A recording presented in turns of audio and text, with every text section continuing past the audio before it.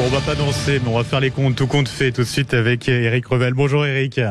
Benjamin, bonjour à tous. Bon, d'après l'hebdomadaire La Tribune, l'Arabie Saoudite pourrait bien commander des avions de chasse Rafale, alors que le président Macron se rend en Israël demain. C'est une annonce surprenante, ça, Éric ? Surprenante, je ne sais pas. Pour l'instant, c'est pas tout à fait une annonce, puisque La Tribune, vous l'avez dit, croit avoir cette information.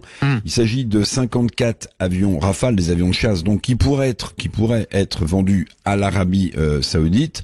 Bon, l'hebdomadaire ne cite pas vraiment ses sources, mais bon, on imagine qu'il se passe quelque chose.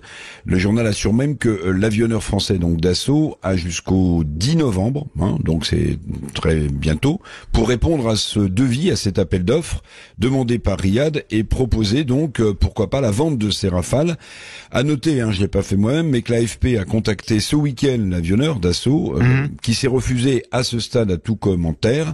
Alors vous l'avez dit et redit depuis ce matin, le président Macron est attendu demain à Tel Aviv. Dassault, dans cette région, et c'est pour ça que c'est peut-être pas très surprenant, dans cette région en ébullition, a déjà vendu des Rafales à l'Égypte, aux Émirats Arabes Unis et au Qatar, le Qatar qui abrite, vous le savez, le leader du Hamas. Oui, effectivement. Pour quelle raison l'Arabie Saoudite pourrait commander français plutôt qu'américain ? C'est son allié historique, ça ?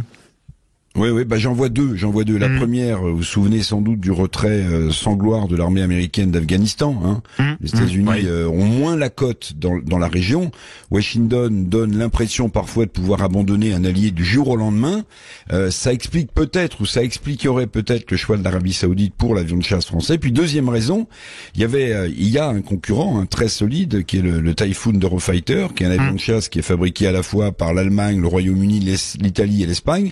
Le problème, c'est que l'Allemagne, qui est leader quand même dans ce groupe pour construire ce Typhoon Eurofighter, l'avion de chasse européen, l'Allemagne a gelé ses ventes d'armes à Riyad depuis, vous en souvenez, l'assassinat du journaliste Jamal Khashoggi.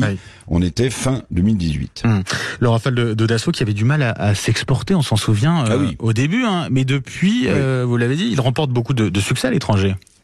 Oui, il remporte beaucoup de succès. Alors, si vous regardez dans le détail, sur les 453 avions neufs de chasse Rafale commandés pour l'instant, 261, c'est-à-dire plus de la moitié, ont été commandés par 7 clients étrangers. Ça veut dire qu'on a vendu le Rafale à 7 pays différents. Bon, ceux du Moyen-Orient dont je viens de vous parler, auxquels on ajoute la Grèce qui en a acheté, la Croatie, l'Indonésie et l'Inde. L'Inde qui a même commandé des sous-marins à la France. 453 Rafales donc vendus, et puis 192 évidemment commandés aussi pour la France. Alors j'ai gardé de meilleur, si j'ose dire, pour la fin.